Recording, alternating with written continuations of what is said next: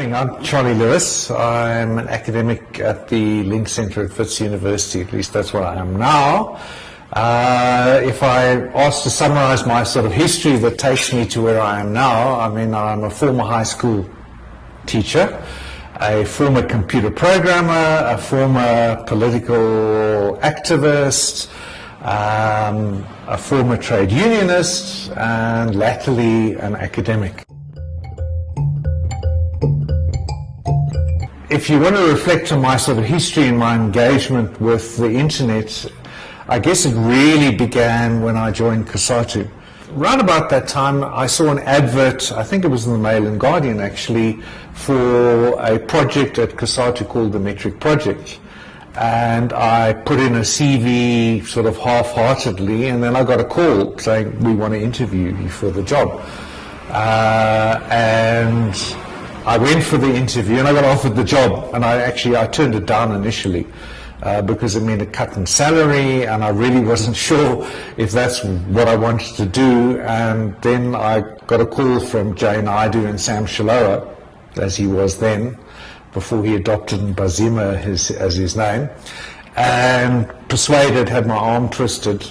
And so I agreed to take on the job at COSATU running the Metric Project. It was a very, very fraught and very difficult time for me. The person that had run the advertisement was a woman by the name of Sarah Cliff, who was leaving the organization and leaving the project, and I guess because she saw the writing on the wall. And so I kind of very innocently, unknowingly blundered into the middle of a project that was in crisis. And so my first couple of years at COSATU, from about 94, 95, 96, were really spent trying to save this project, which was, you know, they had done the worst thing you possibly can do in IT projects. They had done a joint application design session, and the users had said, we want this, we want this, we want this, and they said, yes, please, we'll give you everything. And they created an enormous system using Oracle, which was very expensive at the time, required expensive computers to run, required extensive training in order to try and deliver everything. And basically none of it worked. And so I spent the first couple of years there trying desperately to bail the Oracle system out. At that period of time, there was work that was going on in COSATU in relation to the internet, in relation to email, in relation to websites, mailing lists, etc. But it was really in the early years fairly kind of low on my agenda. My kind of focus was very much on trying to save the Metric Project. The Italian Trade Union Federation, CGIL, as it was then, which was the socialist, the left-wing Labour Federation, set up a big project with COSATU, and that was called the Metric Project. It was one of those, I can't remember what the acronym stands for now, but it was an acronym, and essentially they came in and they did a whole range of things within COSATU. And the Oracle-based computerized membership system became quite a central plank in that project, although initially it hadn't been intended as such. The project had a number of planks: capacity building, use of computers and email, and the membership system. And I think the membership system came to the fore largely because there's always, in a trade union federation like that, there's always a tension. You have the leadership who would like to get accurate figures of the unions, because the unions pay dues to the federation based on their membership, which means that the unions have an incentive to downplay the numbers of members they have, so they pay a smaller amount of dues to the federation, except at Congress time, because your voting blocks of the Congress are based on your membership.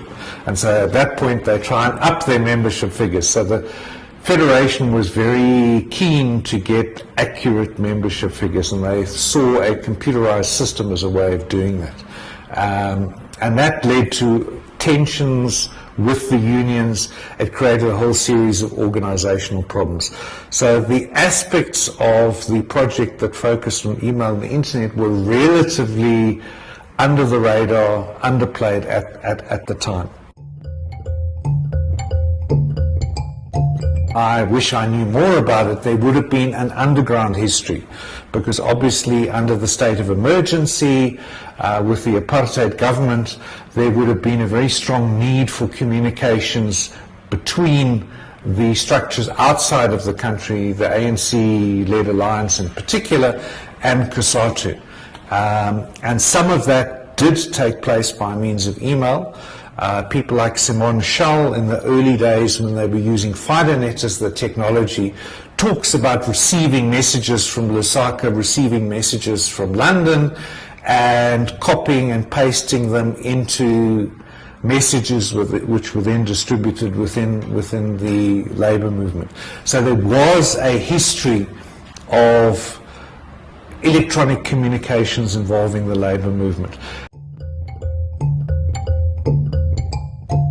The early stuff was fairly basic, fairly rudimentary, and demanded a fairly high degree of technical know-how. And so people like Mike Jensen wrote scripts and programs to make things happen, to make the email work. And at that time it had moved off FidoNet onto what is more the sort of standard email system that people use today. And what that meant was, if anything went wrong, the people on the ground couldn't fix it. And so they had, prior to the 94 elections, they did set up, through the Metric project, before I arrived, they did set up an email communication system which involved connecting every single one of COSATU's regional office. So COSATU obviously is a head office in Johannesburg, and the unions are affiliated to that, but COSATU had regional offices in each of the 9 provinces of the country, and they typically consisted of an administrator and an organizer as full-time employees, and then elected officials who would be typically workers holding the kind of political reins within the regional offices. And because they are factory workers, truck drivers, fairly blue-collar type of people, and COSATU historically was very much a blue-collar federation, they lacked skills and they were very distrustful of the new technology. The administrators who got given, here's a computer, here's a modem, here's an email system, use it, suddenly found themselves burdened with an extra level of functionality for which they were not going to be paid extra, which was difficult to understand, difficult to manage and to operate, and were therefore kind of suspicious of the system. Subsequently, not very much happened. The computers lay in the regional offices. They were not really used. They were supposed to be integrated and liaised with the membership system, but that really didn't happen very effectively. COSATU at the time, in a slightly different area, had already established a website. And the website was in fact set up by Tim Jenkin of Operation Vula fame. And there's another very interesting story to be told there around Operation Vula, around the use of modems, the use of telephones, the use of call boxes. So Operation Vula's communications, because they couldn't use fixed phones because calls could be traced and monitored, and obviously communications were encrypted, what they would do is they would load the communications on a tape recorder and go to a telephone booth, and using the telephone booth connect to somebody's modem, and they would pump, the sort of high-pitched kind of squeal of kind of bits and bytes that you hear in the old-fashioned modems across the phone line would be recorded at the other end and then taken off somewhere else and decrypted and decoded and made use of. I think Tim Jenkin from Operation Vula fame coming back into the country was responsible quite extensively for creating an online presence for the ANC, for the South African Communist Party, and for COSATU through websites in particular, and also quite heavily involved in creating a presence for political structures, parliament, etc., You know, and you think in those early years in the 1990s, mid-1990s, South Africa was very much at the forefront of kind of government, political structures, presence on the web, making information available, communicating information.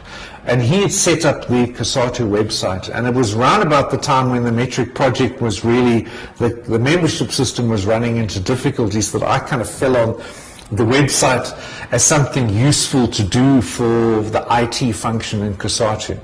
And so, using a bit of my kind of computer background, I took over the COSATU website, and at that time it was very much a flat HTML website, and I took over the creation of the various pages on the website using initially WordPad, I think it was. So actually doing the website in raw HTML.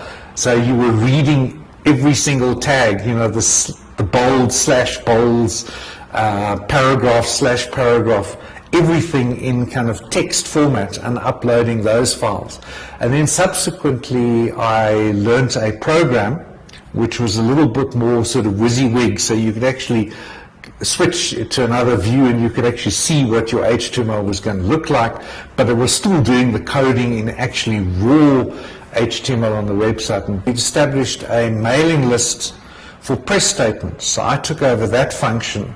Previously, when COSATU had done its press statements, they had an enormous fax machine on the 10th floor, and they would draft a press statement, it would be okayed, signed off by Mbazima Shalowa, and they would then go and load it on the fax machine, and they would do bulk fax dialing of everybody. So it was faxed out to all the regional offices, faxed out to all the news organizations, etc., etc.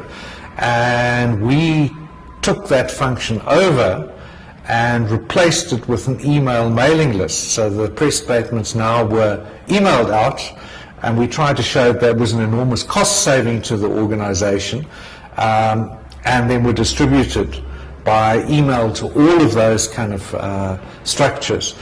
There were a lot of problems with that. I mean, the news organizations loved it because they got copy in a format that they could actually manipulate and edit and create news stories out of it.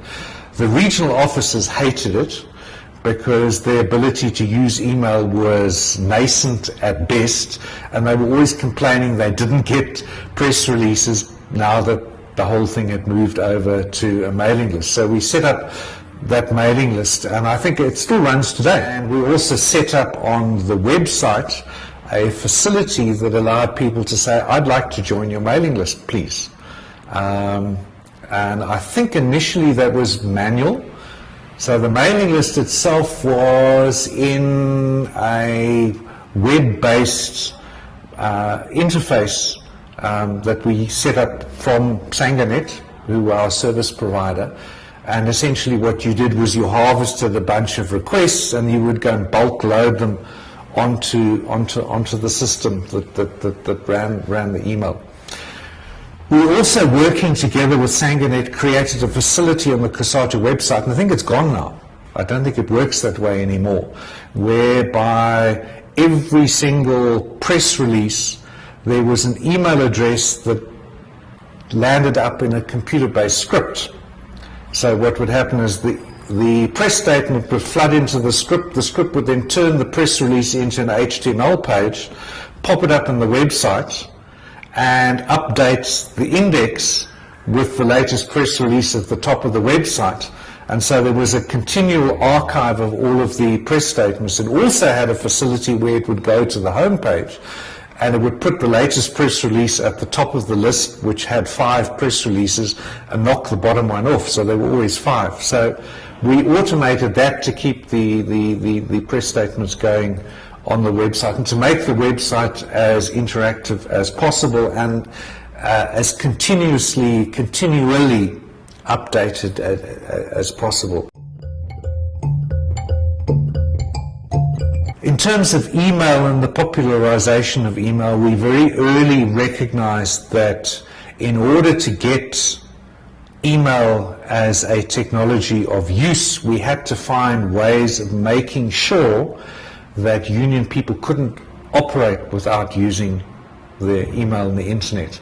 At the time, we had got a leased line from the 8th floor, which is where the IT offices were, through to the Sanganet office, a Telkom leased line. We had put next to the leased line a server which would once an hour dial up. I mean, this is old stuff. Once an hour over the, well, it was initially dial-up and then it would move to a leased line, but once an hour it would batch and chuck out all of the emails, pull in the next bunch of emails and distribute them over the network that we had at COSATU.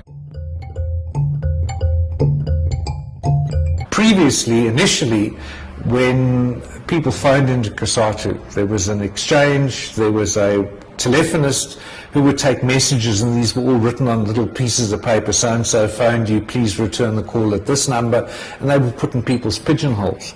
And we got Mbazima to throw that system out and connect the telephonist with a computer, and so she would simply create email messages for everybody. The trick was then getting people to read the email message. I guess it gave them another excuse for not returning calls.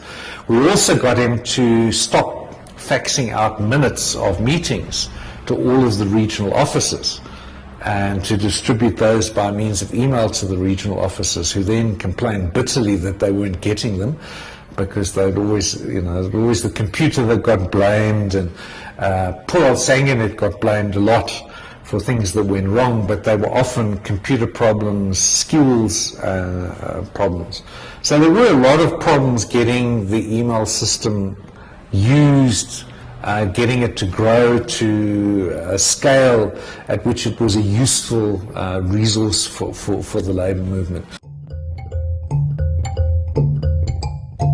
COSATU's always been very extensively involved in policy and lobbying around policy.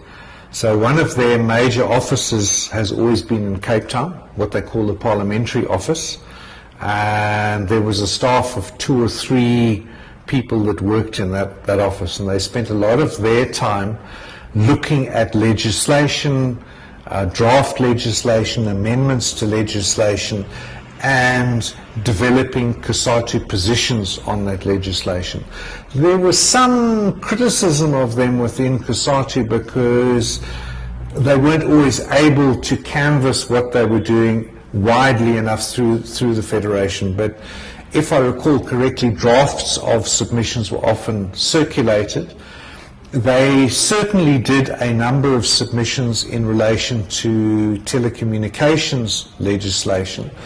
A lot of that was driven by the affiliate of COSATU that was involved in that particular arena, which was initially the Post Office and Telecommunication Workers Association, which was the COSATU affiliate.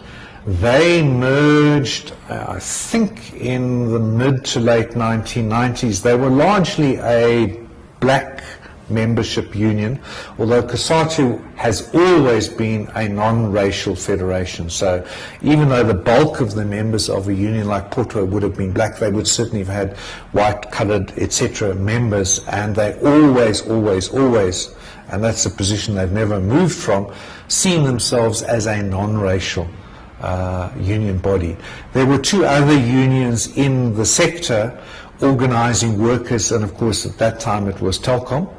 There was a predominantly coloured union, and there was a predominantly Indian union, and those 3 unions came together to form the Communication Workers Union, I think in about 96 or 97.